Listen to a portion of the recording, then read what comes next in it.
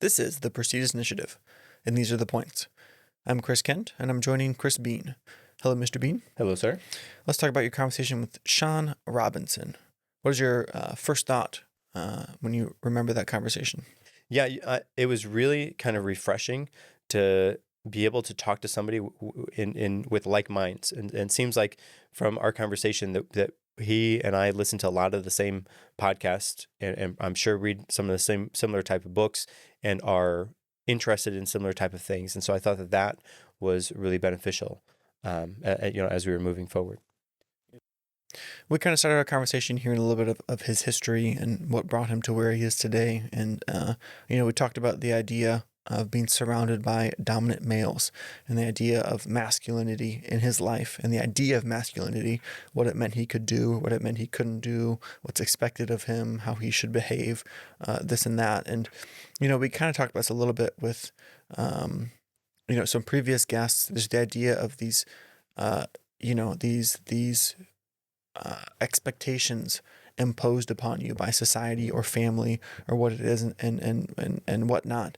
And we can kind of see in Sean's story the negativity surrounding that and how it kind of pushed him in a direction that he didn't like going. Not to say that that's what put him there, but it definitely had an influence on what put him in a position where he was at one point in time. And so, it's interesting to think about how those things affect our lives consciously or unconsciously, and how we should be careful from our own perspective of the things that we're imposing upon other people or the examples we're setting or the things that we expect from other people, because, maybe we mean the best, or maybe we're just doing what we learned, but it can be detrimental to ourselves and to others as well. Well, and of course the idea of being masculine, boys, I have to imagine, get that concept from our dads. And however our dad is, we see dad as the man. And those things that he is doing correspond to how I, as a boy, now man, show up later in life. And because those stories are placed on you at such a young age, you assume that all of that is facts. And you move through your life knowing those things that you were told or shown as a child. The hard part is, and I talked about this when I was talking with Sean, that the hard part is it isn't until later on that you start to see glimpses of other opportunities, other ways, other different ways of thinking. And when you start to see those, then your world opens up. The hard part is it seems like everybody, it seems like some people have blinders on and they're not able to see those things. And so not everybody can move and grow and move past those stories that we were told as children, or we hold so tightly to those things that we can't let go. And I think, I didn't talk about this with him, but I think that now understanding these things as an adult, you understand these things. This is more known. And so the way that you show up to your family, I think, is so important, because you are writing those stories for the next generation. And you would, I'm sure, like to leave your kids, leave the next generation better than where you are. Leave them with more hope, more opportunity than what you had. Because those stories that you tell your kids, those stories that you tell them, are so important. And it goes above and beyond what you think as fact or as truth, because what you tell them, like we learned from previous guests that up till the age 7 or 8, everything that you hear, your subconscious hears and assume is fact, is true. So if you're told that you're not worth it, you're not, all these things, or you see whatever's happening around you, you intake all of this information as fact, as what you have to do moving forward. So be very careful about how you interact. Be very careful about how you show up with your family, with others as you move forward, because that is so much of an impact moving forward. Right. These outside pressures can affect our habits and can lead to habitual bad habits. Again, whether it's intentional or unintentional, it can put ourselves and other people in these kind of bad positions. And, once Sean found himself in this position at a certain point in time, he decided he needed to change. He decided he needed to do something. And so he worked on learning for himself and setting himself up for success, finding out good habits, finding out good practices, ways that he can kind of overcome these bad habits that are taking over his life and make himself better. And, it's a good place to start because a lot of people can find themselves in this bad situation, say, oh man, I'm not happy where I am. I don't like this place. I don't know how I got here. And that's the end of the story. They just stay there because they didn't actually do anything about it. But again, in Sean's example, he found where he wasn't happy with it. So he set forth learning and trying to find out ways where he could improve his situation, improve the place that he's in, and make himself better. And, not only that, make himself better, but now on the other side of that journey, through his book and through the other works that he's doing, he's sharing that with other people and allowing them the allowing them the opportunity to learn and grow so they can walk on his path or a similar path for themselves. But it's only through sharing that so that they can accept that. And as he started this journey, one of the pivotal points in it was journaling. He started journaling to, just kind of like an outlet to release some of his feelings and thoughts in somewhere that would not be judged or somewhere that would not be picked apart by other people. And, writing down his feelings, his thoughts, his reactions to events, and eventually, some goals and how he can work toward achieving those goals and kind of get some actual see some progress and start working toward that different place he wanted to be in.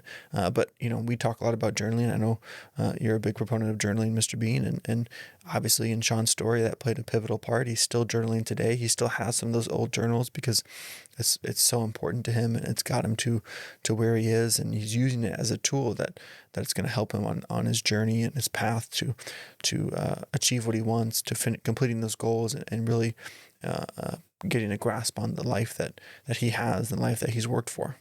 I think we've talked about journaling before. I really like journaling. I think that part of that journaling process allows you to reflect on yourself as you move forward. And he talked about this. He talked about that his journaling got to the point where it shifted and he started to be positive in the things that he's writing. So that means that he moved from the negative to the positive. And when you start to be in the positive, especially as you're talking, having the inner dialogue with yourself, as you're writing those things on your pages, you're thinking about the concepts, ideas, the experiences that you recently had in a positive light. It does wonders for your mood. It does wonders for all of the things, your motivation, all of that moving forward, because you move from the negative. And if you're in the negative, you only see the negative. But if you can move from that to the positive, and you start to think in positive ways, you start to write about those experiences in positive ways, then it's monumental, the changes, the impact that has later on. And it was clear, he talked about that early on. It was not that way, but then it morphed into that positive things. He started talking about those things in a positive tone. I think that is monumental as you move forward with that practice. And moving forward from there too, writing down your goals, writing down your habits, and then tracking those habits. You mentioned the idea of don't break the chain. I think you said, was it from Seinfeld? Yeah.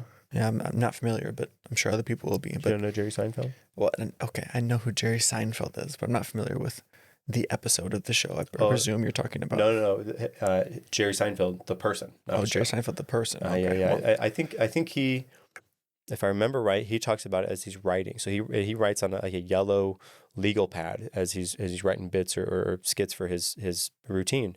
And as he's doing that, he tries to continually do it every day and not break the chain, because he puts the line or the X on the calendar so he can have that visual representation for that. And I could be wrong on that, and by all means, if so, correct me. But if I'm not mistaken, and not from Jerry Seinfeld, not from the Seinfeld show, but for Jerry Seinfeld, the person, as a personal practice or habit that he has. Gotcha. I misunderstood, but either way, great idea there. Don't break the chain. And so, it got us talking about the idea of your standard, your minimum, your the lowest end that's acceptable during those habits, and which led us again to talk about the idea of the small steps working up towards your goals, and doing something is better than nothing. Taking your time to, make your habits seem smaller. So rather than doing like he's like Sean's doing now, 100 sit-ups a night, or starting with 10, starting with 2, starting with 1, starting with laying on the ground,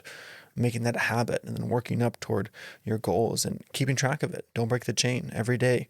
Work more and more and more to getting that done. And, maybe we can talk more about the idea of standards and kind of setting those things up. But again, don't break that chain.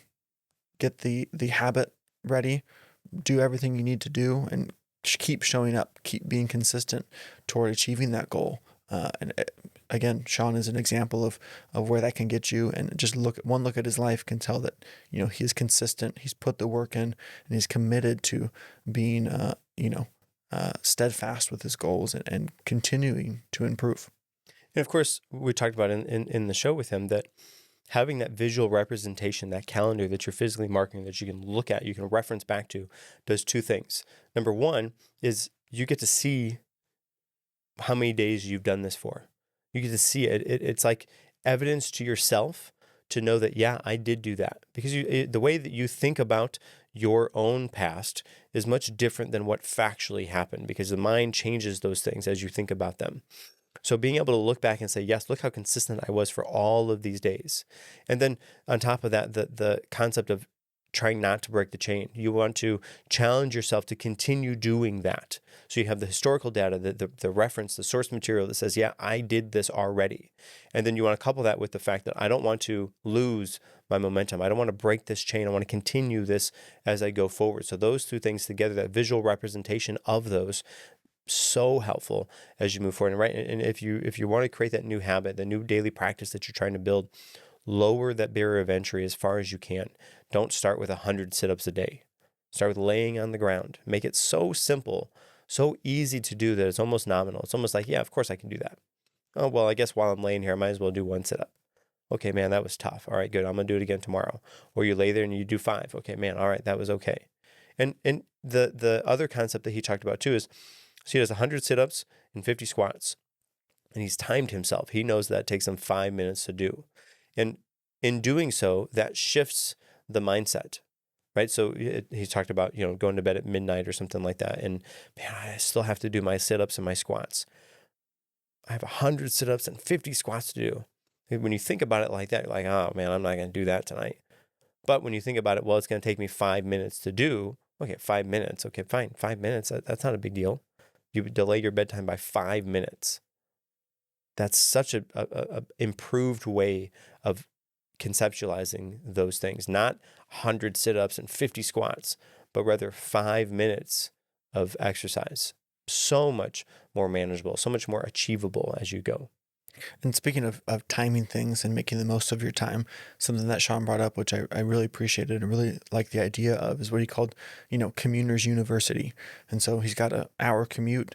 Well, during that commute, he's listening to a podcast, he's learning, listening to an audiobook, trying to fill that time with knowledge that's going to help make him better and propel him forward and give him new ideas and, expose him to different perspectives he maybe hasn't thought about before. And I think that all goes in line with him having the right mindset of continuing to improve himself. And so, again, I like that. Whether or not you have a commute, you can find time or fill the free time you have with knowledge, which is only going to make you better. And so seeking out that and making room for that, I think, is a huge step in personal improvement. Yeah, and speaking of community university, it's been a long time since I've heard that. In fact, I think the first time I heard something like that was from our boss, from Mr. Brummett. And I remember in high school, in fact, my high school was like 45 minutes away from working. I was working at the time.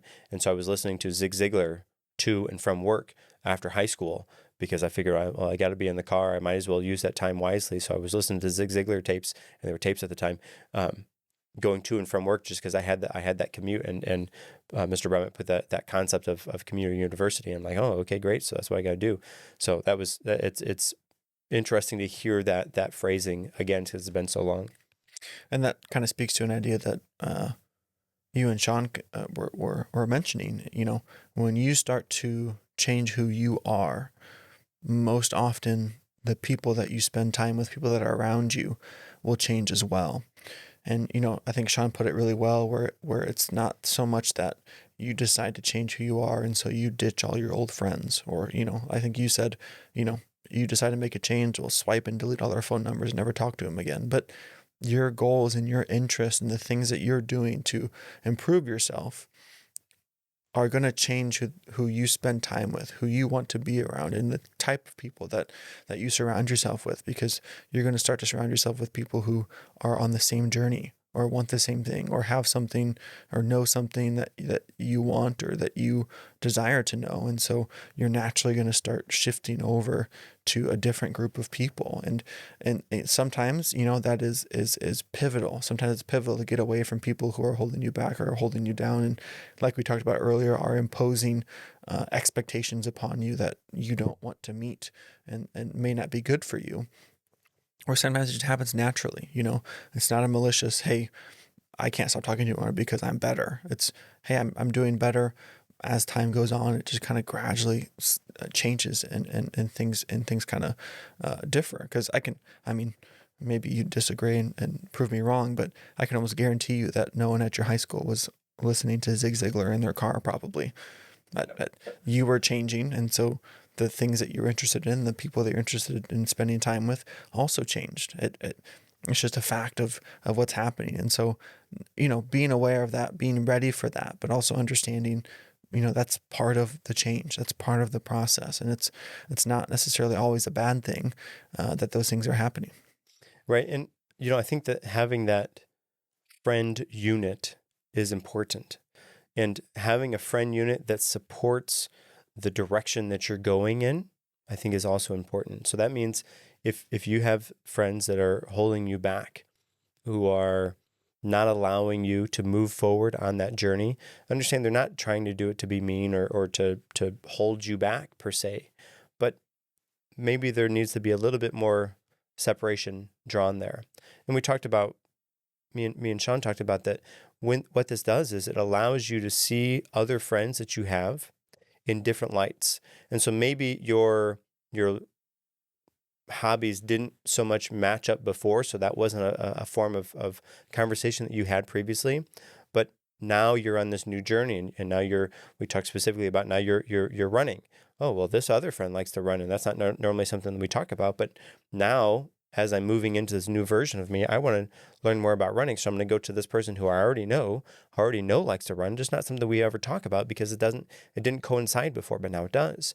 And so what that does is it allows kind of almost a natural separation where you're moving away from the friends that perhaps you've had the longest and that are holding you back factually, whether you like to admit it or not, and you're moving towards the friends or acquaintances that you had previously, but now you develop better friendships with because of that open communication on whatever the shared interest now is. And I think that is important. Again, it's not a swipe and delete everybody in your contact list and hope that you can find new or even, yep, we're going to move. I want to make this big change in my life, so we're going to move, and that's going to force me to find new people to associate with. Now, that is a way of doing it, but that isn't a way that you have to do it. You can certainly do it and stay in your same geographical location. Just be more mindful about what's happening, and maybe that's a better way of doing it. To be more mindful about what your friends are allowing or disallowing you to do, and I think that might be a good way to think about it. So it's not necessarily that I disassociate with these people and I only associate with these people, but what are my friends allowing me to do? And can I structure this in a way that I can still associate with these people as I move forward and go about it that way? Maybe that's a different way to think about it, perhaps.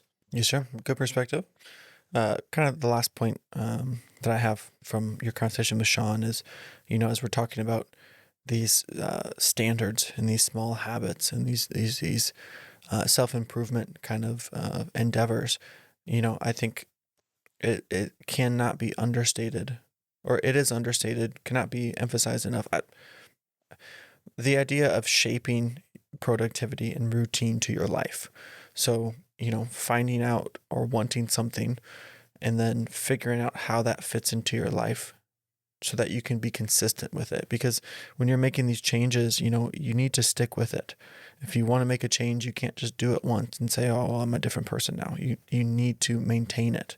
And so if it doesn't fit into your life as it is, it's going to be even harder to maintain it. And so finding out the goals or habits you want to have, and then making them work in your life is going to be key for being consistent in those. Right. And of course, with that, we talked about watching or listening to people's morning routines. Seemingly everybody has a morning routine video. In fact, we've done a whole episode on morning routines. And I think it's important to understand that you can try to implement some of the things that those people are doing, but because you don't live their life, you cannot apply strictly the routine that they have. Your life is different than them. You are different than whoever that person is. And because of that, don't think that I can just take, we use Jocko Willink, I can't take Jocko Willink's morning routine and apply that to my morning and it's going to work. Maybe it'll work for a couple days, but I'm not going to be able to sustain that. That morning routine that those people have built are based on their life. It's based on the things that they're interested in, based on the areas that they want to grow in, and it's based on the priorities that they have. All of that stuff is different than you. What you can do is take key concepts and ideas, try them for yourself, see how they work, and then move from there. But don't try to think that I'm going to take this person's morning routine and apply that to my life and think, okay, great, now I'm doing, it's not going to work. And if it does work, it's not going to work for very long. And you're going to find yourself bending and changing things in order to continue to force that into your life. Don't do that. They didn't have to do that. They built that based on their interests, their priorities. Take the information, build your own that works with your own life. Make sure you follow us on social media. You can find the podcast at Prestigious Pod. You can find me, Chris Bean, at Chris Bean Official. You can find me, Mr. Kent, at Mr. Chris R. Kent. And if you like our content and would like to subscribe to our email, you can do that via our social media or on the website. Make sure you also join our Discord for exclusive content and personal interactions. If you would like to be coached on how to live a more prestigious life by me, Chris Bean, you can do that by reaching out on one of my social medias or by emailing the podcast at prestigiousinitiative@gmail.com. Those are the points. Make sure you come back next week for even more points and another great conversation. Until next time, I'm Chris Kent. And I'm Chris Bean.